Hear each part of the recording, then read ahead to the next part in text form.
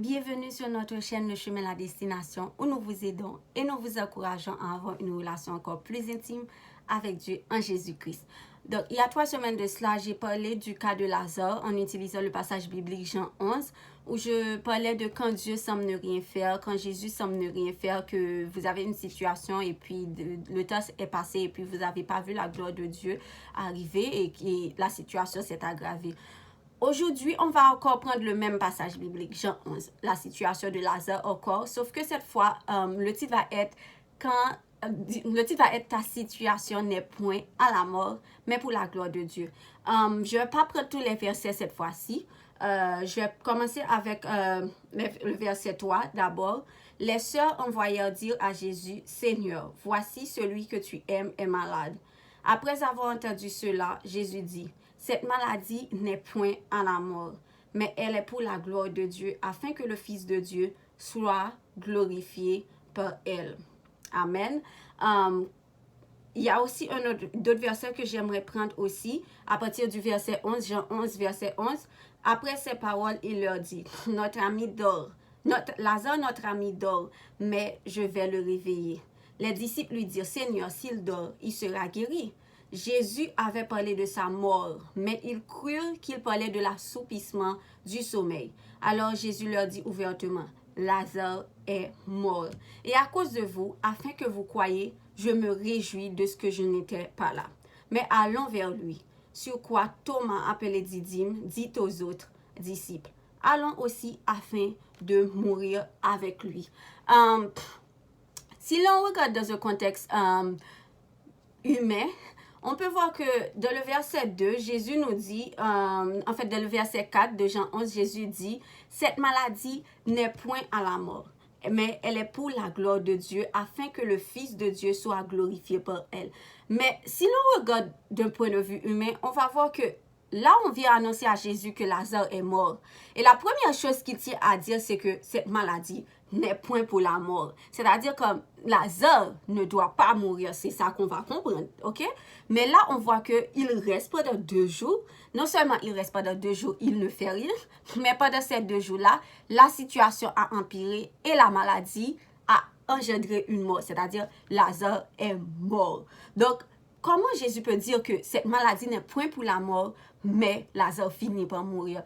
Et il y a un moment aussi, avant de passer à ce moment-là, à ce que je vais dire, mais vous avez une situation là maintenant. Je ne sais pas qui m'écoute ou vous traversez quelque chose là maintenant et puis là, Dieu vous avait dit que ça ne va pas vous arriver. Ou bien le mal, comme je ne sais pas quelle promesse. Dieu vous a promis quelque chose, mais vous avez vu que c'est le contraire qui est arrivé. C'est-à-dire, Dieu a promis la guérison, mais la maladie s'est empirée. Dieu a promis le mariage, mais c'est comme si tout est devenu plus impossible. Dieu a promis la restauration, mais la situation est devenue plus grave. Peu importe ce que Dieu a promis, c'est comme si la situation est devenue plus grave. Mais pourtant, Dieu a dit que cette situation-là, c'est pas ça qu'il t'a promis, mais il t'a fait une promesse. Et il a dit que ta situation n'est point à la mort. Mais lorsque tu regardes d'un point de vue humain, tu vois que ta situation est morte. Les autres peuvent venir te dire que, bon, tu sais quoi? Abandonne, laisse tomber. Laisse tomber parce qu'à ce rythme-là, tu ne peux plus rien faire. À ce rythme-là, personne ne peut plus rien pour toi. Absolument personne. Mais là, Jésus, ensuite, quand il a fini de dire cette situation, cette maladie n'est point à la mort, il a dit aussi, mais pour la gloire de Dieu. Pourtant, quand il a dit ça, la situation n'était pas encore pire. C'est-à-dire, la mort n'était même pas encore là. Mais là, je parle à quelqu'un où ta situation est devenue morte. Mais Dieu te dit, ta situation n'est point pour la mort, mais elle est pour la gloire de Dieu. En ce moment même, peut-être que tu traverses quelque chose où comme si c'est vraiment difficile, ou tu as envie d'abandonner, ou peut-être que tu as abandonné, ou quelqu'un que tu connais a abandonné, ou tu veux tout laisser tomber et passer à autre chose. Mais il y a ce verset aussi, Romains 4, le verset 18 qui dit « Espérant contre toute espérance, il crut en sorte qu'il devait perdre de grand nombre de nations. Selon ce qui lui avait été dit, telle sera ta postérité. » Ce verset-là parle du cas d'Abraham, qui est devenu très âgée, ok, et Sarah qui maintenant ne peut plus avoir d'enfants parce que vous savez qu'à un certain âge, les femmes ne peuvent plus avoir d'enfants. Déjà, elle était stérile. En plus de ça, maintenant, elle est arrivée à un âge où son cas est vraiment impossible. Et Abraham, lui, son corps est usé, il ne peut pas faire il peut pas faire vraiment d'efforts, il peut plus faire crac-crac, on va dire ça. Donc, là, il voit comme si il n'y a plus rien. Tout est mort dans son cas. Mais on dit dans ce verset, espérant contre toute espérance. Là, tu es arrivé à une situation où même l'espérance, c'est comme si tu dis, à quoi bon espérer? À quoi bon m'attendre à quelque chose? À quoi bon comme si que j'espère quelque chose? À quoi bon continuer à lutter? À quoi bon continuer à prier? À quoi bon continuer à louer? Là, c'est fini.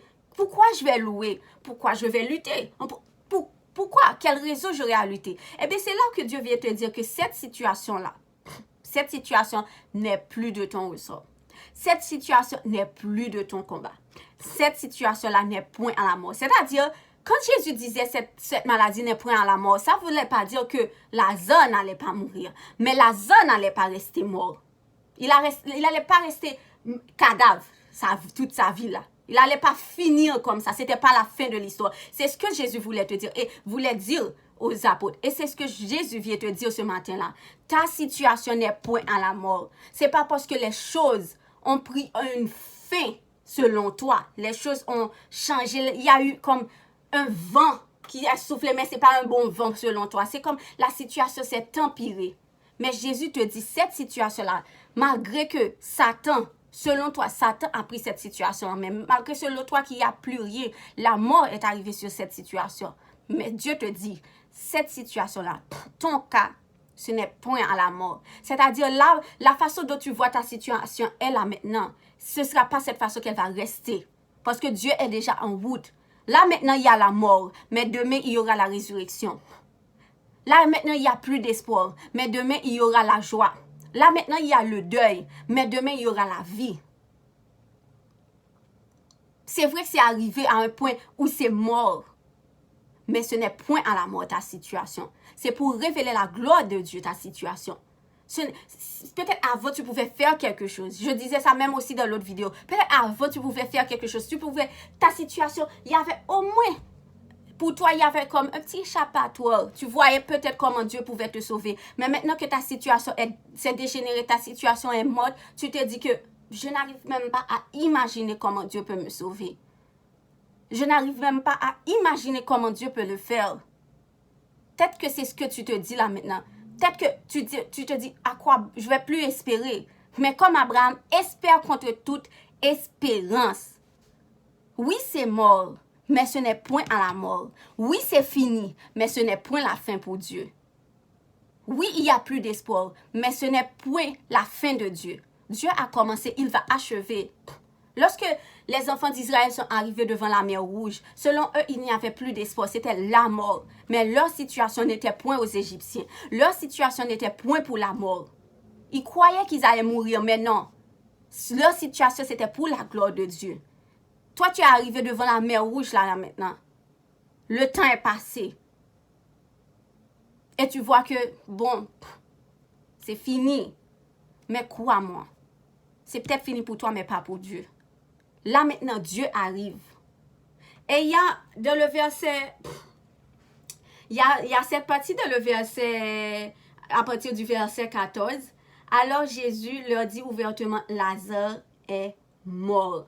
Je voudrais te dire ce matin que, ou cet après-midi, ou cette nuit-là, pendant que tu m'écoutes, Jésus a vu que ta situation est morte. Jésus l'a vu. Jésus est en train de parler auprès du Père. Il est en train de parler au Père pour toi. Il est en train d'intercéder. Il sait ce qui va arriver. Il sait que maintenant, c'est sa gloire qui va s'accomplir. Il fallait que cette situation puisse arriver. Hier, pendant que j'écoutais un sermon, il y a un monsieur qui disait, si tu n'as pas souffert, comment peux-tu parler de la grâce de Dieu? Si tu n'es pas passé par la croix, comment peux-tu parler de la résurrection? S'il n'y avait pas de mort, comment il aurait pu parler de résurrection? Est-ce qu'il y a une résurrection sans la mort? Est-ce qu'il y a une guérison sans la maladie? Est-ce qu'il y a la grâce sans le péché, sans une situation impossible? Oui, Jésus connaît tes pleurs maintenant. Oui, Jésus sait que ta situation s'est empirée. Oui, Jésus sait que ta situation est morte. Il a dit, ta situation est morte, mais ta situation n'est pas pour la mort. Elle est peut-être morte, mais elle n'est pas pour la mort. C'est pour la mort. Ça veut dire que ta situation ne restera pas comme elle est. Ça signifie que ta situation, Dieu est en route. Jésus est en route. Et quand je dis il est en route là, il ne va pas passer des mois là avant d'arriver.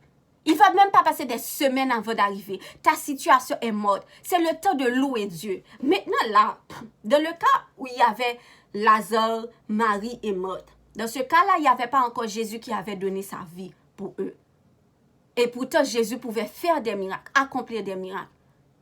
Pendant que Marie et Marthe pleuraient, elles pleuraient parce que c'est fini pour elles. Mais toi qui connais Jésus à ce stade, toi qui sais que Jésus a donné sa vie pour toi, toi qui sais que Jésus, rien n'était possible à Dieu, toi qui as entendu parler de Dieu autant, qui sais combien, tu as entendu beaucoup de témoignages à ce stade de ta vie, ne fais pas la même chose que Marie et Marthe. Oui, ça se peut que tu pleures, mais sèche tes larmes, commence à louer Dieu. À la place de te plaindre, laisse la place pour la gloire, laisse rentrer la gloire de Dieu. Loue Dieu. Montre à la situation, montre à Satan que même si tu ne vois pas de chemin, même si tu ne comprends pas, même si tu ne vois pas comment Dieu puisse te sortir au-delà, mais tu glorifies son nom. Tu loues ton Seigneur. Tu dis, même si une seule phrase, même si tu dis Seigneur, tu es fidèle. Loue Dieu. Même si pendant que tu pleures, même si pendant que tu écoutes ce message, ou bien pendant que tu vois la situation s'être empirée, tu pleures, fais un effort. Que ta bouche glorifie Dieu. Il y a un moment où David dit à son âme, mon âme, pourquoi gémis-tu au-dedans de moi? Espère en l'Éternel. Espère. Dis à ton âme, espère. Aussi difficile que ça soit, espère parce qu'aujourd'hui, c'est la mort, mais demain, ce sera la vie. Tu ne sais pas ce que Dieu te réserve demain, mais tu sais que sa gloire arrive. Peut-être que tu n'es pas obligé de savoir comment Dieu va le faire. Lorsque Marie et Marthe ont vu Jésus arriver, elles ne savaient pas que Jésus était là pour faire quelque chose. C'est pour ça qu'elles disaient à Jésus, si tu étais là, mon frère ne serait pas mort. Mais à un moment donné, Jésus disait aux apôtres, je me réjouis d'être que je n'étais pas là. Je me réjouis d'être que je n'étais pas là. Pendant que tu traversais, tu n'as pas senti la présence de Jésus. Pendant que la situation s'est aggravée, c'est comme si Jésus n'était plus là, plus de ta vie. Mais tu ne savais pas que Jésus voulait que sa gloire se manifeste maintenant dans ta vie. Il n'était peut-être plus là, mais maintenant il arrive. Maintenant sa gloire se manifeste. Et il y a un moment donné, il y a Thomas, qu'on appelle Didyme. Lorsque Jésus a dit ouvertement que Lazare est mort, il dit, allons aussi afin de mourir avec lui. C'est-à-dire, même les apôtres ne savent pas que quand Jésus va, il va pas pour pleurer comme si pour dire c'est la fin, c'est fini, je suis désolé pour vous. Bien qu'il a pleuré. Il a pleuré parce que ça lui a fait mal, sachant que sa gloire est arrivée de la vie de Lazare, de la vie, et je ne dis pas de la mort de Lazare, mais de la vie de Lazare. Sa gloire est arrivée de la vie de Marthe, sa gloire est arrivée de la vie de Marie, et même pas seulement de leur vie. Parce qu'il a dit que cette gloire-là, c'est pour que les apôtres puissent voir qui est Dieu, pour que le Fils puisse être glorifié, et pour que nous-mêmes, parce que s'il n'y avait pas ce cas-là, comment pourrait-on aujourd'hui parler de Jésus qui ressuscite? Comment pourrait-on parler de quand une situation est morte, Jésus, sa gloire se manifeste? S'il n'y avait pas ce cas-là, ta situation, ce n'est pas pour seulement toi. La gloire de Dieu, ce n'est pas seulement pour toi, mais pour faire parler tous les autres qui sont autour de toi, ton entourage, pour faire parler ceux même qui te décourageaient, ceux même qui t'avaient abandonné en milieu de route, ceux même là qui te disaient d'abandonner. Même ceux-là, ils vont voir la gloire de Dieu dans ta vie. Ils vont voir qui est Dieu dans ta vie. Thomas dit, allons aussi afin de mourir avec lui. Jésus n'est pas venu mourir avec Lazare, Thomas.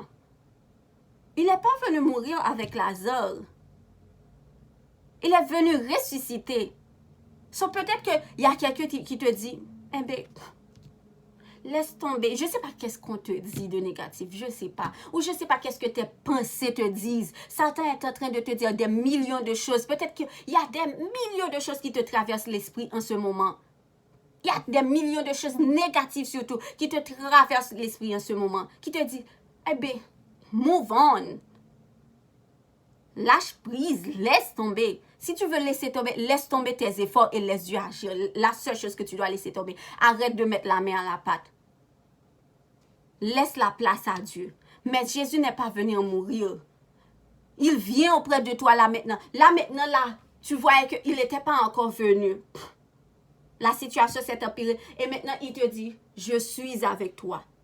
Je suis au contrôle de toutes choses. Il a donné une parole aux sœurs. Il a dit, si vous croyez, vous verrez la gloire de Dieu. Et il a dit encore, et quiconque vit et croit en moi ne mourra jamais. Crois-tu cela? Crois-tu cela? Il y a peut-être une parole qu'il est venu te donner. Tiens ferme à cette parole-là. Parce que c'est cette parole qui va apporter la délivrance. C'est cette parole qui va... Si tu crois à cette parole, si tu crois à la fidélité de Dieu, si tu crois à Dieu qui t'a promis, tu vas voir la gloire de Dieu. N'écoute pas les autres. Tu vois, pendant le moment où la mort est venue de ta situation, c'est à ce moment que toutes les choses négatives, c'est comme si tout ce qu'il y a de mal, c'est comme si c'est à ce moment-là qu'ils font apparition. Mais sache que aujourd'hui même, Dieu va transformer ton deuil en allégresse. Là où on t'avait oublié, là où les hommes t'avaient rejeté, là où les autres ne pouvaient rien faire pour toi, même toi-même, Dieu vient pour sa gloire dans ta vie. Dieu vient de cette situation-là. Cette situation-là qui n'est point à la mort, mais qui est mort. Il y a une gloire qui arrive de cette situation. Crois-moi. Dieu ne tardera pas. Dieu ne tardera pas.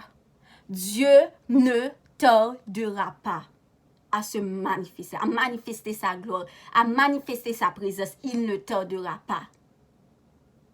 Il avait tardé lorsqu'il y avait la maladie.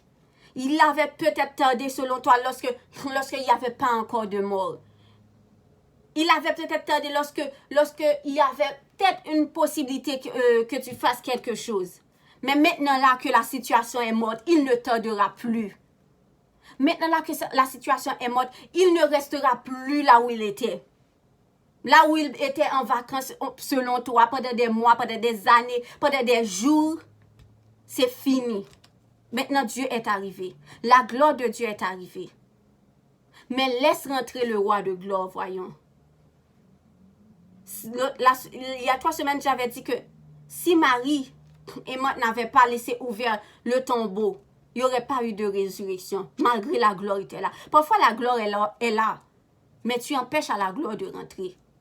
Mais Marie et Marthe ont laissé la gloire rentrer dans le tombeau. Je ne pense même pas que Jésus est rentré dans le tombeau. Il a dit d'ouvrir le tombeau pour que Lazare puisse sortir. Pas pour qu'il puisse rentrer, mais pour que Lazare puisse sortir. Il te dit peut-être quelque chose. Ou peut-être qu'il te dit fais un acte de foi. Ou peut-être qu'il te donne une parole. C'est cette parole-là qui va laisser sortir la résurrection. Dieu ne tardera pas plus maintenant pour toi. Dieu est arrivé, la gloire de Dieu est là. Ta situation n'est point pour la mort. Ta situation qui est morte là ne restera pas comme ça. C'est pas la fin, c'est la fin du deuil. S'il y a une fin, c'est la fin du deuil. Mais pas la fin de ta situation. Pas la fin de la gloire de Dieu. Pas la fin de la promesse. Pas la fin du Dieu vivant. Pas la fin de la fidélité de Dieu. Dieu est arrivé. Dieu agit pour toi. Dieu est fidèle. Dieu est fidèle. Dieu est fidèle. Ôtez la pierre. Jésus dit ôtez la pierre. Marthe, la sœur du mort, lui dit, Seigneur, il sent déjà, car il y a 4 jours qu'il est là. Je veux te dire aussi, Si tu n'as pas l'humilité, tu risques de ne pas voir la gloire de Dieu. Arrête de faire des logiques. Arrête de parler de combien la situation est grave. Oui, tu l'as expliqué à peut-être ton mentor, à ton pasteur ou bien à un ami que, ok, voilà ce qui est arrivé, voilà, mais maintenant change. Change les phrases. Change de parole. Là où tu parlais de combien la situation s'est aggravée, maintenant parle de la puissance de Dieu. Maintenant parle de la fidélité de Dieu. Maintenant parle de Dieu. Espérant contre toute espérance que Dieu va agir pour toi. Même si au fond de toi tu dis, est-ce que vraiment Dieu va agir? Arrête de parler de la situation. Arrête de regarder aux circonstances. Pierre a regardé aux circonstances et il est tombé dans l'eau. Il ne pouvait plus marcher sur l'eau. Arrête avec les logiques. L'humilité précède la gloire. L'humilité précède la gloire. Parce que lorsque Marthe parlait en disant, ça sent, il est mort il y a 4 jours, Seigneur.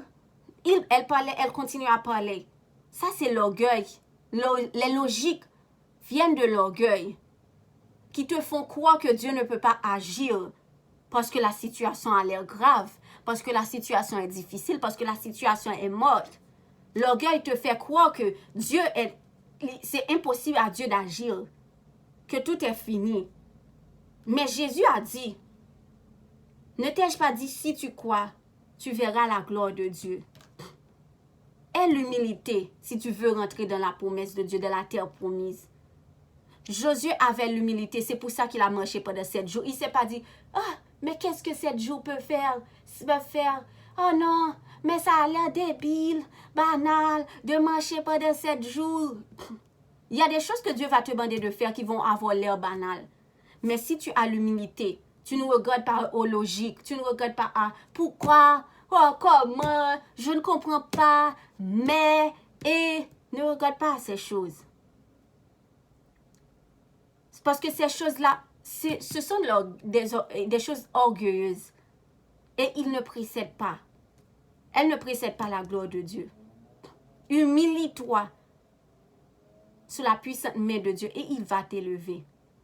Là où il y avait l'humiliation, là où les autres te faisaient honte, là où les autres te disaient c'est fini, crois-moi, Dieu va enlever cette humiliation. Dieu va enlever cette honte. Dieu va se glorifier en toi. Il va t'élever en dignité. Il va t'élever. Et comme je le redis encore une fois, il ne tardera pas. Il est là. Là. Il est là. Ta situation n'est point à la mort. Elle est pour la gloire de Dieu. Et la gloire de Dieu est là. Christ n'était pas là quand ta situation était en train de mourir. Mais maintenant que tu as appris que ta situation est morte, Christ est en train d'arriver. Ne t'inquiète pas. Il n'a pas besoin d'un avion, d'une fusée. Il n'a pas besoin de prendre une escale à Saint-Domingue, une escale en Chine. Non. Il n'a pas besoin de ça. D'ailleurs, les autres lui ont dit, tu sais qu'il y a, si tu vas dans ce village, tu sais que la route est difficile. Il voulait te tuer. Il voulait nanana. Tu sais, Jésus n'a pas peur de Satan. D'ailleurs, les démons tremblent. Jésus n'a pas peur des gens qui te disent d'abandonner. Jésus n'a pas peur de tes ennemis. Jésus n'a pas peur de tes pensées négatives. Jésus n'a pas peur de la situation. Lorsque Jésus arrive, tous genoux fléchissent, tu sais. Lorsque Jésus marche, tous genoux fléchissent. S'il faut, Jésus, il n'y a aucun danger pour Jésus. Lorsque sa gloire, lorsque c'est l'heure pour manifester sa gloire, il n'y a rien qui peut l'arrêter. Rien, même pas toi, tu ne peux pas l'arrêter. Satan ne peut pas arrêter Jésus. Les autres qui te disent abandonner ne peuvent pas arrêter. Tes pensées négatives ne peuvent pas arrêter Jésus. Parce que même lorsque nous demeurons infidèles, lui, il demeure fidèle. Parce qu'il est fidèle. Et il va se manifester. Il est en train de se manifester. Glorifie-le de préférence.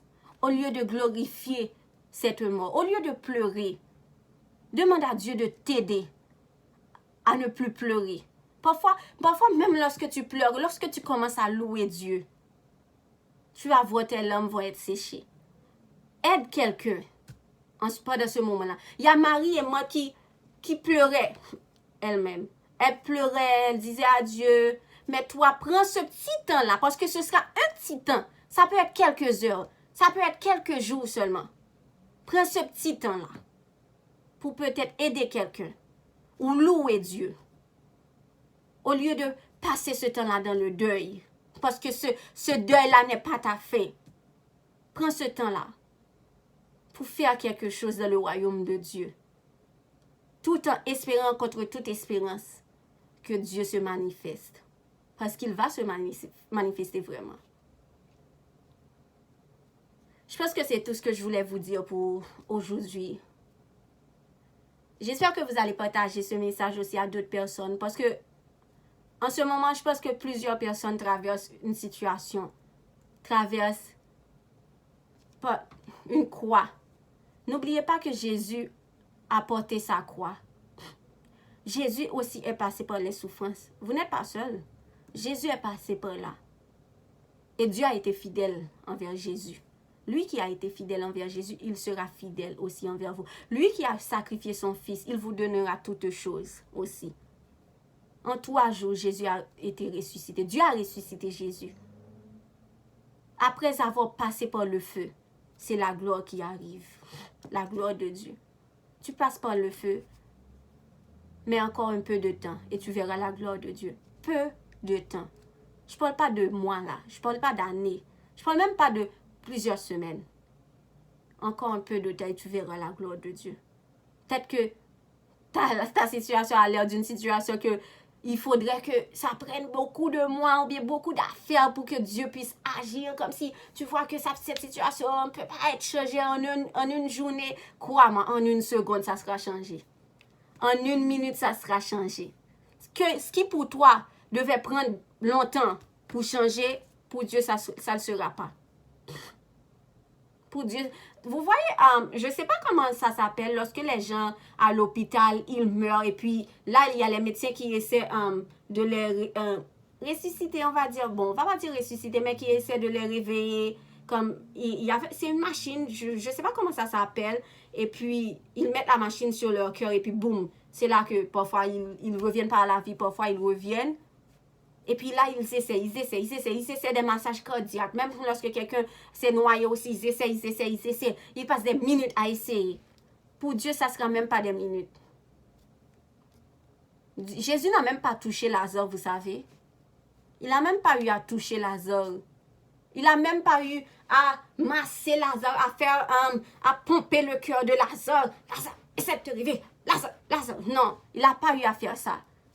Tu n'as pas à savoir comment Jésus va le faire. Il n'aura même pas à faire tout ça pour toi. C'est toi qui vois la montagne comme une montagne, mais devant Dieu, c'est juste une terre plate. Devant Dieu, c'est juste une terre plate, tu sais. De là où il est là au ciel, là, il n'aura même pas... Peut-être qu'il n'aura même pas à se lever. Là, il dira juste, bon, arrange-toi situation, et puis boum, tu vas voir, tout va s'arranger. Même toi, tu vas dire, comment cela a pu se faire? Tu vas être choqué. Tu vas être choqué. Et Dieu, tu vas voir la puissance de Dieu. Et ceux autour de toi vont voir aussi la puissance de Dieu. Que la gloire de Dieu se manifeste autour de toi. N'oubliez pas de partager cette vidéo pour aider quelqu'un. Même si vous ne savez pas par quoi cette personne traverse. Dites-leur, la gloire de Dieu se manifeste. Pas se manifestera. Mais la gloire de Dieu se manifeste, elle est là, au nom puissant de Jésus-Christ. Merci, c'était tout pour aujourd'hui.